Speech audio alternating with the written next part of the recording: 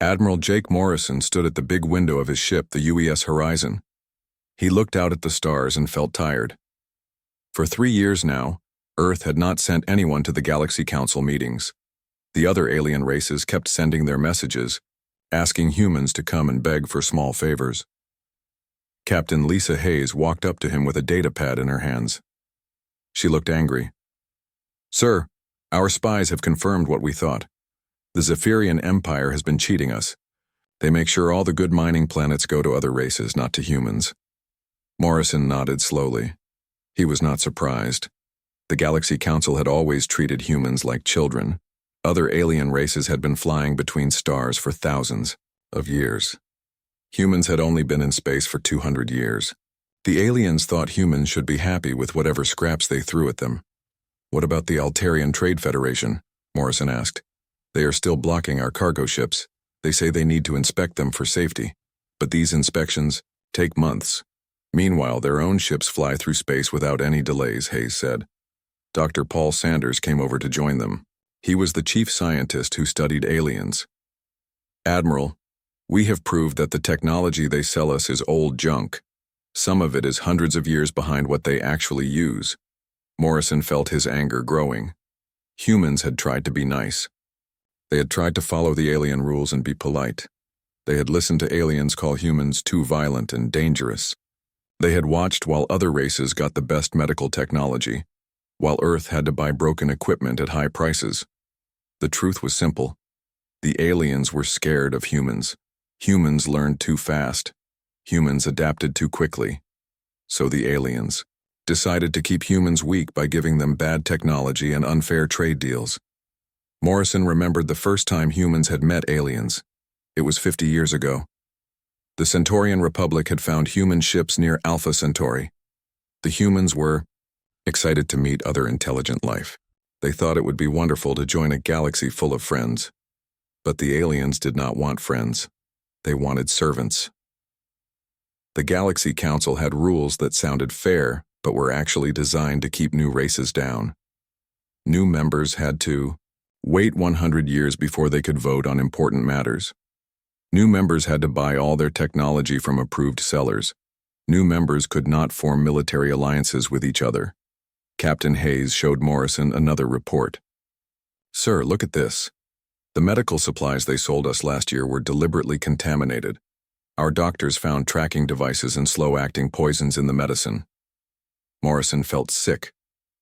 "They were trying to make our people sicker so we would buy more medicine from them?" "Yes, sir, and it gets worse. We found similar problems in the food processors, the water purifiers, and even the children's educational programs. Everything they sell us is designed to fail or to make us dependent on them." Dr. Sanders pulled up a holographic display. It showed a map of human space and the surrounding alien territories. "Admiral, we have also discovered military buildups near our colonies. 7 different alien races have moved warships close to our borders." Morrison studied the display. The alien ships were not close enough to attack immediately, but they were positioned to strike if humans ever became a threat. It was a cage made of metal and plasma weapons. "How many ships are we talking about?" Morrison asked. "Over 3,000 alien warships within striking distance of human space," Sanders replied. "They have been moving them into position slowly over the past 5 years. If we had not been looking for them, we never would have noticed." Hayes brought up another screen. "Sir, we have been analyzing their communication patterns. The aliens coordinate their actions against us. When one race blocks our trade routes, another raises prices on essential supplies. When we complain to the council, they all vote together to dismiss our concerns." Morrison walked to another window and looked out at the stars. Somewhere out there, alien politicians were probably laughing about how easy it was to control the primitive humans. They thought humans were too stupid and too divided to fight back. They were wrong. For the past 3 years, while the aliens thought humans were sulking like children, Earth had been busy. Human scientists had been working day and night to reverse engineer every piece of alien technology they could get their hands on. Human engineers had been building new factories in secret locations throughout human space. Human military commanders had been developing new strategies and new weapons. The aliens had made one crucial mistake. They assumed humans would always be weak because humans were young. But humans had something most alien races had lost over thousands of years of civilization: the ability to change quickly when threatened. Captain Hayes, send a message to Earth Command. Tell them it is time for Phase 2, Morrison said. Yes, sir. What should I tell them about the timeline? Morrison looked at his officers. They were good people who had watched their friends and families suffer under alien oppression for too long. They were ready for what came next. Tell them we will be ready in 6 months. The next Galaxy Council meeting is at the Centaurian homeworld. I think it is time we showed them what happens when you push humans too far. Hayes smiled for the first time in weeks. Sir, the fleet commanders have been waiting for this order. They will be very happy to hear we are finally taking action. Dr. Sanders looked excited too.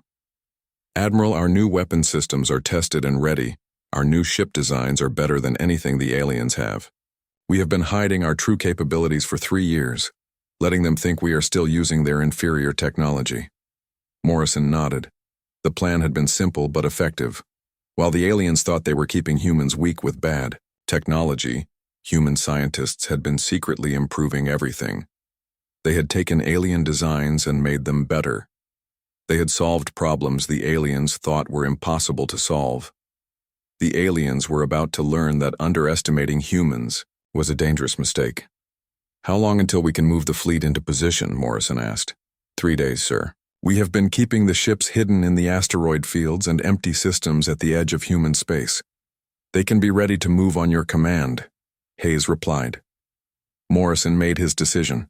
For too long, humans had played by alien rules. They had been polite when they should have been strong. They had asked for permission when they should have taken what they needed. They had tried to be good citizens of a galaxy that saw them as nothing more than useful slaves. That was about to change. Send the signal to all fleet commanders. Operation Silent Thunder begins now. Fleet Admiral Kate Rodriguez sat in her private room on the UES Titan, reading the secret message that had just arrived. The words were simple but powerful. Operation Silent Thunder is approved. Begin final preparations. For 2 years, Earth's shipyards had been working in complete secrecy. The construction sites were hidden behind asteroids and on the far side of moons where alien spies could not see them. Thousands of human workers had built the most powerful fleet in galaxy history, and nobody outside of Earth knew it existed. Captain Ben Foster ran into the command center, barely able to contain his excitement. Admiral, the new engines are working perfectly. Our ships are 3 times faster than anything the aliens have. We can fly circles around their best warships. Rodriguez smiled grimly. While the alien races had grown lazy and comfortable with their old technology, humans had done what they always did when challenged. They had learned, adapted, and improved everything they touched. The alien races thought their technology was the best possible. They had been using the same ship designs for centuries without major changes. They saw no need to innovate because they controlled the galaxy through politics and economics, not through superior engineering. But humans were different. Human engineers looked at alien technology and immediately thought of ways to make it better. Human scientists asked questions that aliens had stopped asking long ago. Human workers were willing to put in extra hours to build something amazing instead of just acceptable. Commander Amy Clark walked over with a tablet showing pictures of Earth's new fleet. Ma'am, we have finished building 1,000 combat ships. Each one uses hybrid human-alien technology that is better than anything else in the known galaxy. The ships were beautiful and terrifying at the same time. The UES-class vessels combined human creativity with carefully improved alien designs. Where alien ships used energy shields that could be overloaded, humans had developed armor plating that could repair itself. Where aliens used plasma weapons that overheated after continuous firing, humans had created quantum disruption cannons that could fire indefinitely. Each human ship was also much smaller than equivalent alien vessels, but packed with more firepower. Alien ships were built like floating cities with huge crews and fancy living quarters. Human ships were built like precision tools with everything focused on speed, stealth, and combat effectiveness. What about our stealth capabilities? Rodriguez asked. Better than we hoped, ma'am. Our ships can become completely invisible to alien sensors. We can fly right up to their homeworlds without being detected until we choose to reveal ourselves, Clark said proudly. Dr. Helen Murphy, Earth's lead weapons researcher, joined the briefing. She had spent the last 3 years studying alien psychology and military tactics. Admiral, we have completed our analysis of how the aliens will react to our fleet. Based on their history, no single race has ever shown this kind of military power. Most galactic conflicts are small fights between neighboring systems. Rodriguez understood what this meant. The galaxy had grown used to slow political changes and economic pressure. Nobody expected a race to simply appear with overwhelming force and demand respect. The aliens had another weakness that humans had discovered. They were not used to working together quickly. Each alien race was proud and stubborn. They spent months arguing about small details before making any decisions. If humans moved fast enough, the aliens would not have time to organize a response. What about their defensive capabilities? Rodriguez asked. Limited and outdated, Murphy replied. Most alien homeworlds rely on orbital platforms that were built centuries ago. Their patrol fleets are designed to intimidate weaker races, not to fight a real war. We estimate that our 1,000 ships have more total firepower than the combined fleets of the 10 largest alien empires. Rodriguez looked at her assembled officers. Each one represented the best of humanity, intelligent, determined, and angry about how aliens had treated their people. They had worked in secret for years, knowing that they were preparing for the most important moment in human history. Captain Foster brought up a tactical display showing the locations of major alien worlds. Admiral, our scouts have mapped every important system in alien space. We know where their leaders live, where their factories are located, and where they keep their military reserves. The information gathering had been the most dangerous part of the operation. Human spies had risked their lives to infiltrate alien societies and steal crucial data. Many of them had been caught and imprisoned, but they had never revealed Earth's real plans. Commander Clark showed Rodriguez a communication device. Ma'am, we have established secure communication links with all 1,000 ships. When you give the order, the entire fleet can coordinate their movements down to the second. This was perhaps the most impressive achievement of all. Alien fleets were notorious for being poorly coordinated. Different ships often worked at cross purposes, and their commanders spent more time arguing with each other than fighting the enemy. Human fleets, by contrast, operated like a single organism. Every captain knew their role. Every crew member understood the mission. When Admiral Rodriguez gave an order, 1,000 ships would respond as if they shared a single mind. Dr. Murphy pulled up psychological profiles of key alien leaders. Admiral, we have identified the decision-makers who will be at the next Galaxy Council meeting. Most of them have never seen real combat. They are politicians who maintain power through manipulation and corruption, not through strength. Rodriguez studied the faces of her enemies. Ambassador Veltar of the Zephyrian Empire, who had personally blocked human requests for medical aid during the plague on New Boston. Chairman Kixaron of the Altarian Trade Federation, who had raised prices on essential supplies whenever human colonies started to prosper. High Counselor Zaranin of the Centaurian Republic, who had smiled politely while voting against every human proposal for fair treatment. These aliens had spent decades making human lives miserable. They had caused the deaths of thousands of humans through their deliberate sabotage and neglect. They had treated an entire species like servants and expected gratitude in return. Soon, they would learn what it felt like to be powerless. "How are our crews holding up?" Rodriguez asked. Captain Foster grinned. "Morale has never been higher, ma'am. Every sailor in the fleet knows what we are fighting for. They have friends and family who have suffered under alien oppression. They are ready to show the galaxy what humans can do when we stop asking for permission." Rodriguez walked to the observation deck and looked out at the hidden fleet. 1,000 ships floated in perfect formation, their hulls gleaming with advanced armor and bristling with weapons that could crack planets. Each ship represented years of human ingenuity and determination. The aliens thought humans were weak because they were young. They were about to discover that youth meant energy, creativity, and the willingness to take risks that older, more comfortable civilizations would never consider. Begin final system checks, Rodriguez ordered. In 72 hours, we show the galaxy that the age of human subservience is over. The Centaurian homeworld of Nexus Prime looked like a giant blue jewel floating in space. Massive space stations orbited the planet, their crystal towers housing delegates from 47 different alien races. The monthly Galaxy Council meeting was about to begin, and as always, the chair marked for Earth sat empty. Ambassador Veltar of the Zephyrian Empire adjusted his fancy robes. He had perfected his look of superiority over decades of dealing with races he considered inferior. I suggest we formally punish the human delegation for their continued absence from these meetings. Chairman Kixron of the Altarian Trade Federation nodded his large head in agreement. Their lack of participation shows they have no respect for galactic law and order. Perhaps it is time to take away their trading rights completely. High Counselor Zaranin of the Centaurian Republic called for quiet. The motion is noted. However, I believe we should focus on more important matters. The mining rights for the Orion Nebula systems need immediate attention. The delegates began their usual boring discussions about who got to dig up which planets and how much they would charge each other for the privilege. None of them noticed that the empty space around Nexus Prime was beginning to shimmer like a mirage.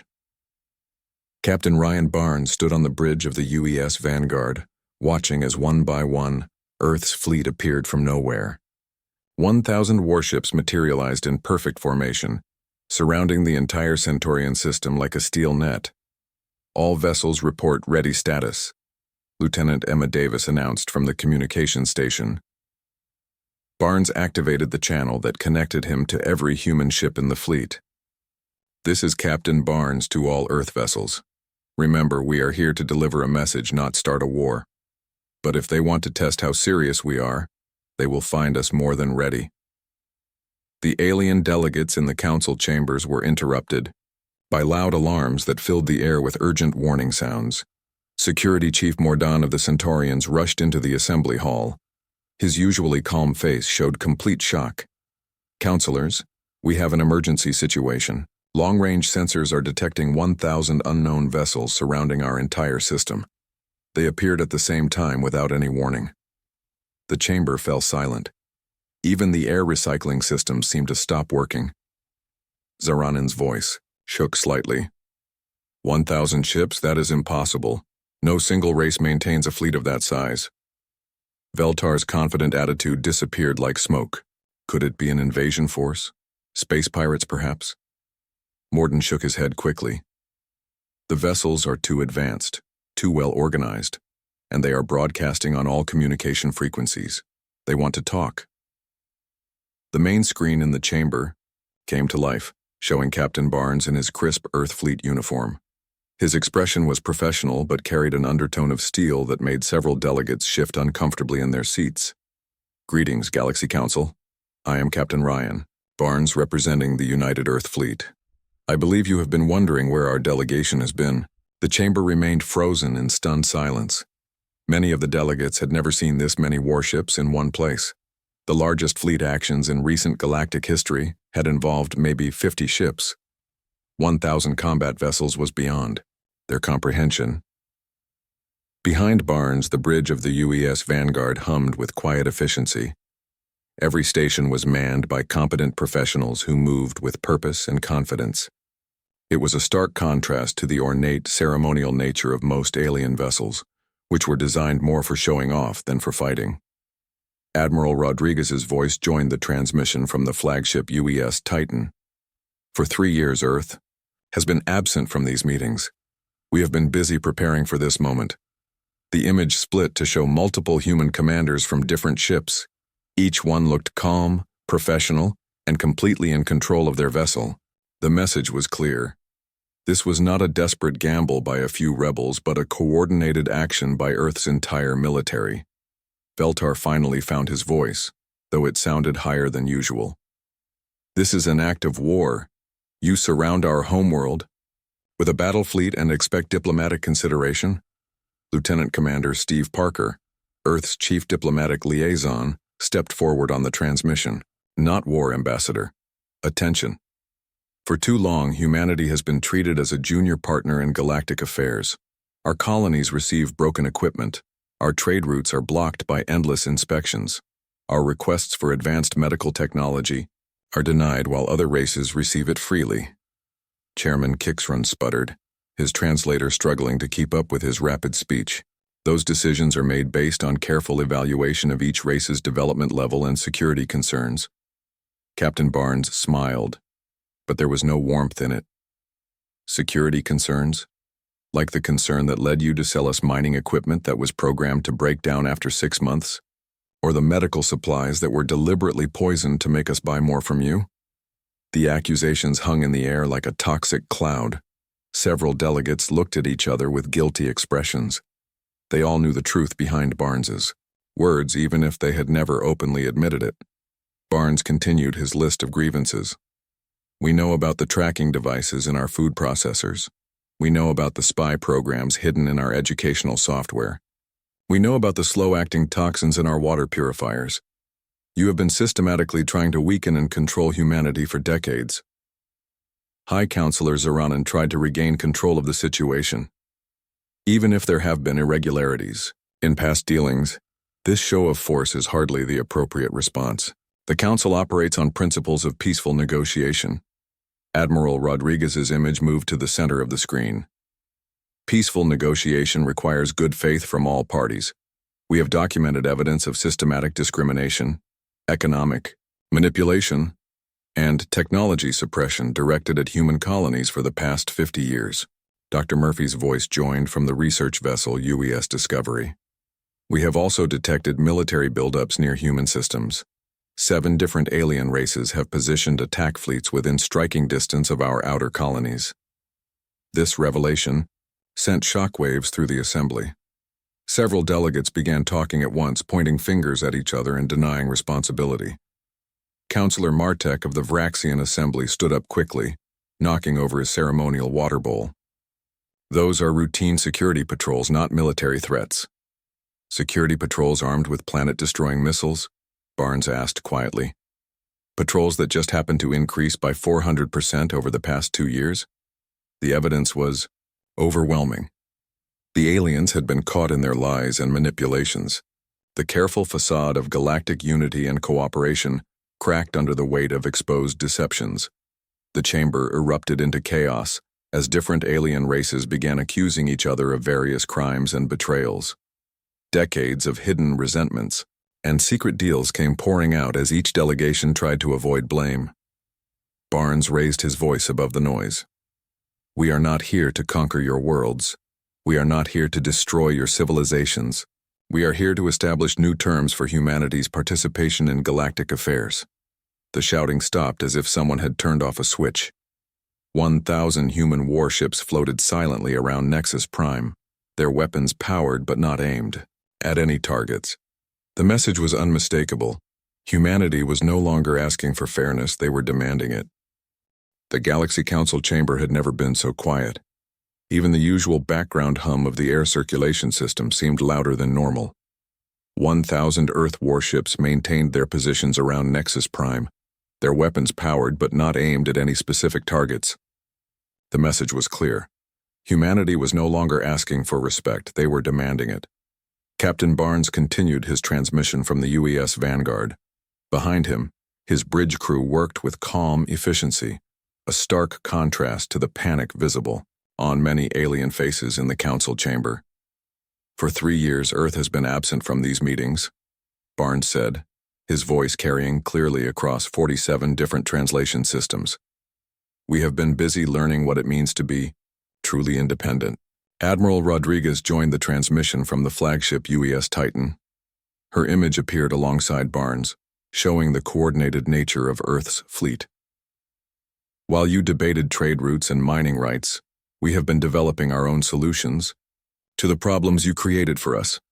Lieutenant Commander Parker stepped forward to deliver the formal accusations. We have complete records of every unfair trade deal, every piece of sabotaged equipment, and every attempt to keep humanity weak and dependent. Veltar finally found his voice, though it quavered with barely controlled outrage. This is pure aggression. You surround our homeworld with a war fleet and expect us to negotiate as equals. Not aggression, Ambassador, Parker replied calmly. Leverage, something you understand very well. For 50 years, you have used economic pressure and political manipulation to control humanity. Today, we are using superior military force to establish fairness. The distinction was important. Humans were not threatening to attack anyone. They were simply making it clear that the old system of alien dominance was over. Chairman Kixron struggled to maintain his composure. The decisions about technology sharing and trade agreements are made based on careful evaluation of each race's developmental level and security requirements. Captain Barnes laughed, but it was not a pleasant sound. Developmental level? You mean like when you sold us medical scanners that were programmed to misdiagnose human patients? Or when you provided us with terraforming equipment that deliberately poisoned our soil? The specific examples hit the aliens like physical blows. They had assumed humans were too primitive to discover their sabotage. They had underestimated human ingenuity and determination. Dr. Murphy's voice joined the transmission from the research vessel UES Discovery. We have forensic evidence of systematic technological warfare against humanity. Every major system you sold us contained hidden flaws designed to ensure our dependence on your replacement parts and services. The accusations were devastating, because they were true. For decades, the alien races had worked together to keep humanity weak. They sold humans technology that was designed to fail, charged premium prices for basic services, and blocked human access to the same resources freely available to other races. High Counselor Zaranen attempted to regain control of the rapidly deteriorating situation. Even if there have been mistakes in past dealings, this show of military force is hardly the appropriate response. The Council has always operated on principles of peaceful negotiation and mutual respect. Admiral Rodriguez's image shifted to the center of the transmission. Peaceful negotiation requires honesty from all parties. For 50 years, humanity has attempted to work within your system. We followed your rules, paid your fees, and accepted your limitations. In return, you systematically cheated us. The evidence continued to mount. Commander Clark's voice joined from the UES Defender. We have also detected coordinated military buildups targeting human space. 7 different alien races have positioned attack fleets within striking distance of our colonies. This revelation caused an uproar in the chamber. Several alien delegations began pointing fingers at each other, each trying to deny responsibility while blaming their neighbors. Counselor Martek of the Vraxian Assembly jumped to his feet. Those are routine security patrols. Every civilized race maintains border defenses. Border defenses? Barnes asked with mock curiosity. Is that what you call 300 warships armed with planet cracker weapons positioned 6 light years from New Terra?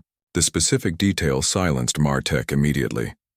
The humans had not just detected the alien military buildups, they had cataloged them completely. Every ship, every weapon, every strategic position was known to Earth's intelligence services. Captain, Foster's voice joined from the UES Vigilant. We have recordings of alien military communications discussing the best methods for bombarding human civilian targets. Would the Council like to hear them? The chamber fell silent again. Several alien delegates looked sick. They had been caught not just in economic warfare, but in planning actual genocide. Barnes delivered the crucial revelation. What you failed to understand is that humanity has been preparing for this conversation for 3 years. While you thought we were sulking about unfair treatment, we were actually building the most advanced fleet in galactic history. The tactical display in the Council chamber activated, showing the positions of all 1,000 human ships. They formed a perfect sphere around the Centaurian system, with additional formations positioned to block all escape routes. Each of our vessels incorporates technology that surpasses anything in your fleets, Admiral Rodriguez explained. We took your designs and improved them. We solved problems you had given up on centuries ago. We built weapons systems you did not know were possible. Dr. Murphy provided the technical details. Our ships are faster, more maneuverable, and more heavily armed than your best vessels. Our shields can withstand direct hits from your most powerful weapons. Our weapons can penetrate any defensive system currently deployed by Council races. The implications were staggering. Humanity had not just built a large fleet, they had built a technologically superior fleet. Every ship in Earth's armada could defeat multiple alien vessels in direct combat. Commander Parker delivered the political analysis. More importantly, we have demonstrated something no other race has accomplished in recent galactic history. Perfect coordination on a massive scale. 1,000 ships, simultaneous deployment across 6 sectors, precise timing down to the microsecond. This was perhaps the most frightening aspect of Earth's demonstration.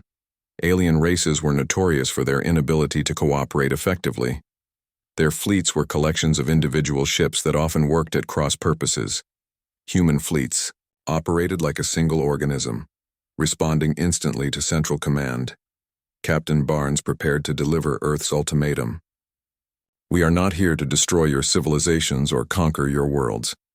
We are here to establish new rules for humanity's participation in galactic affairs.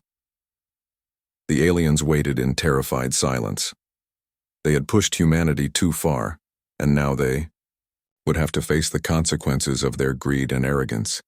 You have 72 hours to consider our terms, Admiral Rodriguez announced. Our fleet will maintain position around this system until we receive your answer. The transmission ended, leaving the alien delegates alone with their fear and the knowledge that the galaxy had changed forever.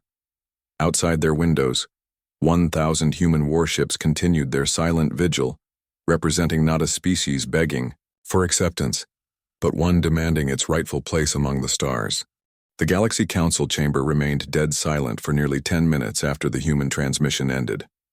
Outside the massive windows, 1,000 Earth warships floated in perfect formation, their hulls gleaming with advanced armor and bristling with weapon systems that most aliens had never seen before. High Counselor Zaranan was the first to break the silence. Her voice shook as she spoke to her fellow delegates. We need to discuss our options privately before responding to their demands. But Admiral Rodriguez's voice cut through the chamber speakers before the aliens could move.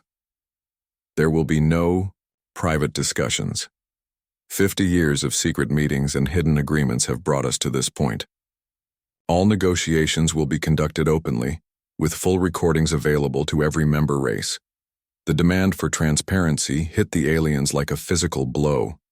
Their entire political system was based on backroom deals, secret alliances, and private agreements that benefited the powerful at the expense of the weak. The idea of conducting diplomacy in the open terrified them more than the human weapons. Captain Barnes appeared on the main screen again, this time with a formal document displayed beside him. These are Earth's terms for continued participation in galactic commerce and diplomacy. We will transmit copies to every delegation simultaneously. The document appeared on every alien leader's personal display at the same moment. As they read through the terms, their expressions ranged from shock to outrage to grudging respect. The humans had not just made demands, they had crafted a comprehensive blueprint for genuine equality. Admiral Rodriguez began reading the terms, aloud for the record. First, immediate cessation of all discriminatory trade practices. Human colonies will receive the same quality equipment, medical supplies, and technological support as any other council member race. This first demand alone would cost the aliens billions of credits in lost profits. For decades, they had made enormous amounts of money by selling humans inferior products at premium prices. Now they would have to compete fairly. Commander Parker continued with the second term. Elimination of arbitrary shipping delays and inspections that do not apply equally to all races. All trade routes will operate under standardized procedures with transparent scheduling. Chairman Kixron's face turned 3 different shades of purple as he realized what this meant for his trade federation's profits. The Altarians had made fortunes by controlling shipping schedules and charging extra fees for priority service. Captain Foster delivered the third term from his position aboard the UES Vigilant. Full access to the same technological databases and research partnerships offered to other council members. Humanity will no longer accept deliberate exclusion from scientific advancement. Dr. Murphy added the details. This includes immediate access to current medical technology, manufacturing techniques, and defensive systems. No more selling us equipment that is centuries out of date. The fourth term was delivered by Commander Clark. Removal of all military vessels from human system perimeters unless similar deployments surround all member races equally. The era of threatening humanity into compliance is over. This demand caused several alien delegates to start arguing among themselves. The military buildups around human space had been their insurance policy against human independence. Without the threat of bombardment, they would have no way to force human compliance with unfair agreements. Admiral Rodriguez saved the most significant demand for last. Fifth, establishment of Earth as a permanent member of the Galaxy Security Council, with full veto power over decisions affecting human interests. The final term caused an explosion of angry voices throughout the chamber. Permanent Security Council membership was reserved for the oldest and most powerful races in the galaxy. No species had been admitted to the inner circle in over 1,000 years. Veltar's outrage finally boiled over completely. You cannot simply demand council membership through military intimidation.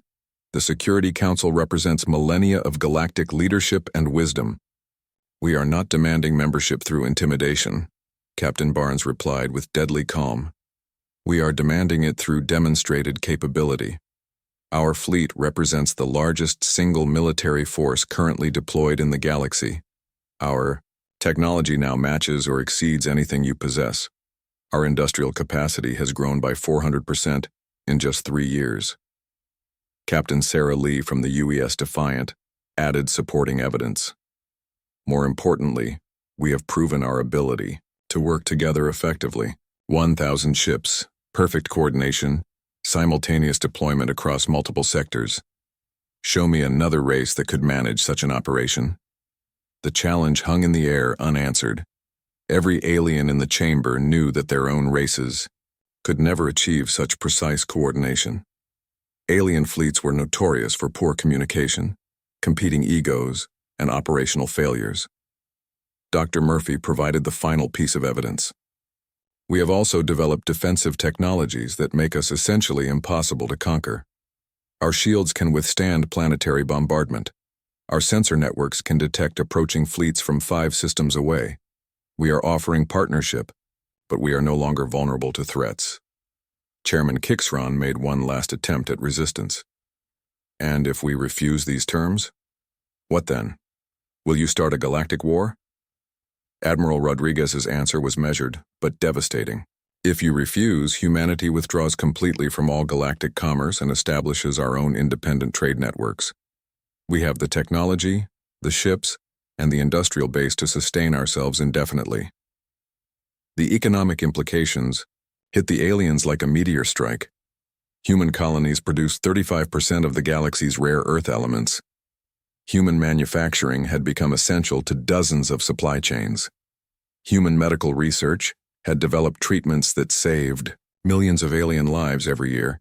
Captain Parker delivered the economic analysis. Human withdrawal would cause immediate shortages in 17 critical resource categories. Your manufacturing sectors would face supply chain collapses within 6 months. Your medical systems would lose access to treatments for 34 major diseases. Commander Clark added the military assessment. Our defensive capabilities would protect us indefinitely from any retaliatory action. Meanwhile, the economic disruption would likely cause political instability throughout alien space. The message was clear. Humanity was not threatening to attack anyone, but they were demonstrating that they had become too important to the galactic economy to be ignored or oppressed. High Counselor Zaranin looked around the chamber, seeing defeat in her fellow delegates' eyes. The humans had not just demonstrated military superiority, they had proven themselves to be indispensable partners who would no longer accept second-class treatment. The Council will need time to deliberate these terms, she said with as much dignity as she could manage. Barnes nodded respectfully. You have 72 hours to provide your answer. Our fleet will maintain its current positions until we receive your decision. As the transmission ended, Captain Barnes turned to his communications officer. Lieutenant Davis, send a message to Earth Command. Phase 3 is complete. Davis smiled as she opened the secure channel. Message to Earth Command. The galaxy is ready to listen. Above Nexus Prime, 1,000 human warships continued their silent vigil. They no longer represented a species begging for acceptance, but one that had claimed its rightful place among the stars through strength, intelligence, and unshakable determination. The age of human subservience was over. The age of human equality had begun. Throughout the galaxy, other races watched the events at Nexus Prime with a mixture of fear and admiration. Humanity had done something unprecedented. They had changed the balance of galactic power in a single day, without firing a shot or destroying a single ship. The humans had kept their promise. They had come not as conquerors, but as equals demanding recognition. And the galaxy would never be the same.